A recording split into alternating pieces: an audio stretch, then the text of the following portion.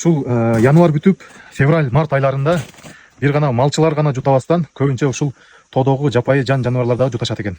Жуташат экен дегени бул тамак аш жемдин жетишсиздиги. Ошол Кыргызстандын мергенчилерине кошумча айта кетейин, бир гана ушул атканды биле бербестен ушундай жапайы жан жаныбарларга дагы жем, дан чачканды дагы жасасак жакшы болот экен. Бизде жапайы жан жаныбарлардан көбүнчө кекилик жана чил көп, мындайча айтканда. Чыныгы мергенчи жапайы жаратылышка эч кандай зыян келтирбейт.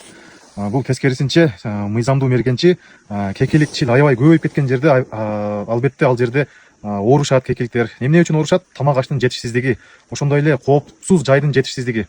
Тамак аш жетишпегенде буларда организминде иммунитет түшөт, ошондой эле запас майлары түшөт, депо жиры деп коет. Бул деген сууктан ошондой эле организмге энергия берүүчү азык деп эсептелет.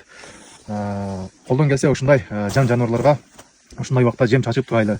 Бул жерде ата бабабыздын айтымы боюнча кыргоол, жапайы тоок, фазан болгон эмес экен.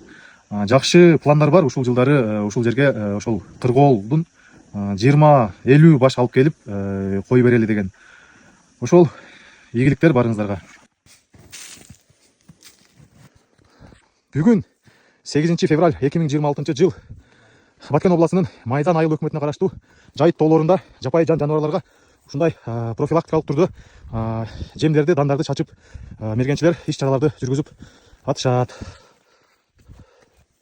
Сапар Али мырза, бир эки ооз сөз сүйлөп койсоңуз, кандай сезимдер болуп атат сизде? Аса жакшы, мына Кудо кааласа. Быйыл биз мына Майдан айыл өкмөтүнүн быйылкы сезондо жан жаныбарлар менен жапайы жаныбарларга жем чачууну. Буга чейин ушундай иш чаралар өткөрүлчү беле? Жок, болгон эмес. Болгон эмес. Болгон эмес. Мына быйыл Кудо кааласа.